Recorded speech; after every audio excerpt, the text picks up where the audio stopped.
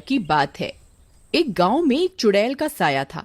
वो चुड़ैल रोज रात को लोगों के दरवाजे खटकाकर बोलती, घर पर कोई है, घर पर कोई है, दरवाजा खोलो, खोलो दरवाजा।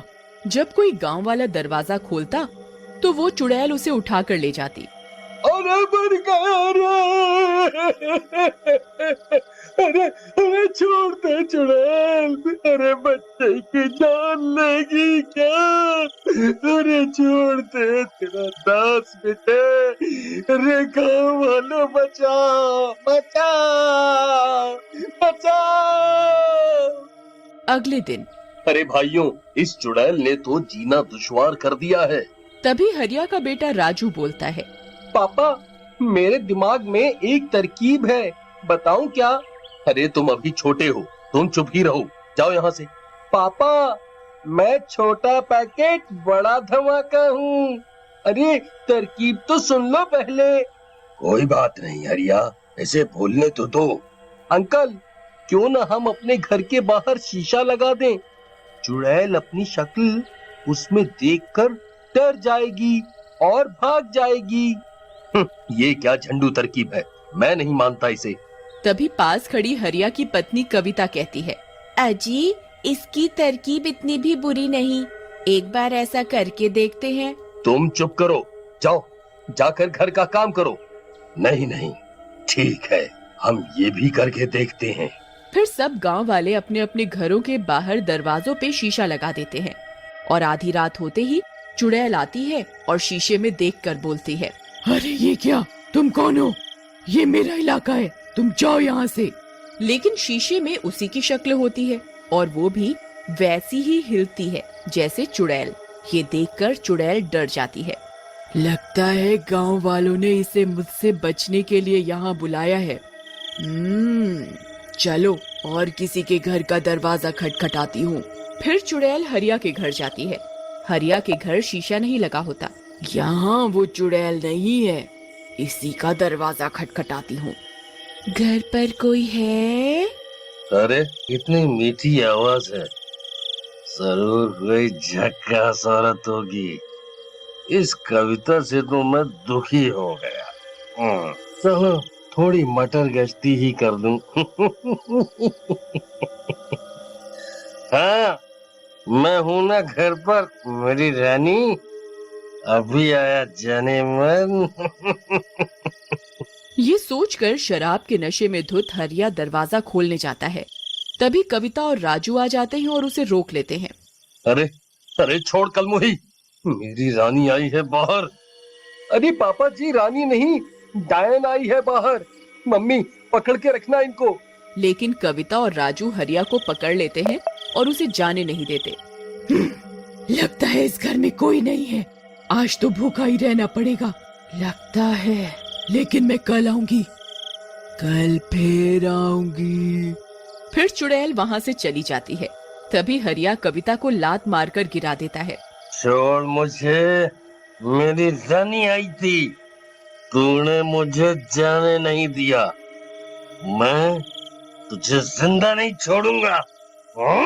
फिर वो नशे में कविता को बहुत मारता पीटता है। राजू ये सब देखकर बहुत डर जाता है, उसे बहुत बुरा लगता है।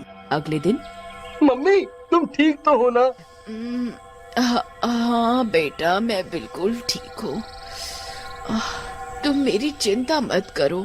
मम्मी, मुझे पापा अच्छे नहीं लगते, आपको कितना सताते हैं। नहीं बेटा, ऐसा नहीं कहते, वो तुम्हारे पापा हैं, जाओ तुम जाकर खेलो। कविता उठकर दरवाजे पर शीशा लगा देती है और रात में शीशा लगा होने के कारण चुड़ैल किसी के घर पर जाकर शिकार नहीं कर पाती। इस गांव में इतनी चुड़ैल कहाँ से आ गई? मैं इतने दिनों से भूखी हूँ, ये भूख बर्दाश्त नहीं हो रही। इन गांव वालों ने अपने घरों के बाहर एक एक चुड़ैल खड़ी कर दी है, पर कब तक बचोगे? मैं कल फिर आऊंगी, मैं फिर आऊंगी। फिर अगली सुबह गांव वाले जमा होते हैं। अरे भाइयों, ये राजू ने बड़ा अच्छा सुझाव दिया, बचा लिया हम सबको, शाबाश बेटा। थैंक यू अंकल, बोला था ना, छोटा पैकेट बड़ा धमाका। हाँ हाँ ठीक है, चलो घर जाकर पढ़ो, जाओ यहाँ से। राजू को बुरा लगता है और वो घर चला जाता है। उधर चुड़ैल, मैं इस गुफा में बैठे बैठे ही ना मर जाऊं, किसको खाऊं? फिर रात हो जाती है। भूख के मारे वो गुफा से बाहर जाती है और गांव की तरफ चल देती है। तभी राजू अपने कुत्ते को घर के बाहर घुमाते हुए घर से थोड़ा दूर आ जाता है। टॉमी, चलो घर चलो, रात हो गई है, चुड़ैल किसी भी वक्त आने ही वाली है। तभी टॉमी यहाँ वहाँ भागता हुआ गुम जाता है। राजू उसे ढूंढता है। तभी चुड़ैल की नजर टॉमी पर पड़ती है। इस कुत्ते को ही खा के काम चलाती हूँ आज। फिर वो अपना हाथ लंबा करती है और उस कुत्ते को पकड़कर खा जाती है। अब थोड़ी राहत मिली। राजू ये सब देख लेता है और रोता हुआ घर भाग जाता है। जाकर कविता को सब बताता है। कविता ये सब सुनकर बहुत डर जाती है। तभी हरिया भी घर आ जाता है। ए कलमुही, पानी लेकर आ। तुझसे इतना भी नहीं होता कि मर्द घर आया है तो एक गिलास पानी ले आऊं। जी लाती हूँ। एक तो इतनी गर्मी है, तुझसे शादी करके तो मेरे भाग ही फूट गए। सोचा था कि तेरा बाप पैसे वाला है, बढ़िया दान दहेज देगा, लेकिन नहीं, इतनी गर्मी है, एक तो एसी ही लगवा देता तेरा बाप तो क्या बिगड़ जाता। ऊपर से ये गर्म पानी लाई है। चल चल यहाँ से, काम की ना काज की, दुश्मन अनाज की। कविता कुछ नहीं कहती, मगर राजू को अपने पापा का अपनी माँ के साथ ये बर्ताव अच्छा नहीं लगता। फिर रात में सबके सो जाने पर वो जाता है और घर के दरवाजे से शीशा हटा देता है और फिर रोज की तरह चुड़ैल आती है। अरे, इस घर के दरवाजे पे चुड़ैल नहीं है? मजा आ गया। घर पर कोई है? घर पर कोई है? पापा, दरवाजे पे वो आई है, आपकी रानी। जाओ, मम्मी सो रही है, आप चुपके से चले जाओ। वाह बेटा, तू ही है मेरा असली शेर। वाह वाह वाह, जिए मेरे लाल, आया मेरी रानी, तुमने पुकारा और हम चले आए। आया डार्लिंग, आया आया आया। हाँ हाँ, जाओ, मेरी मम्मी को बहुत दुखी कर लिया आपने। हरिया नशे में होता है और खुश होकर दरवाजा खोल देता है।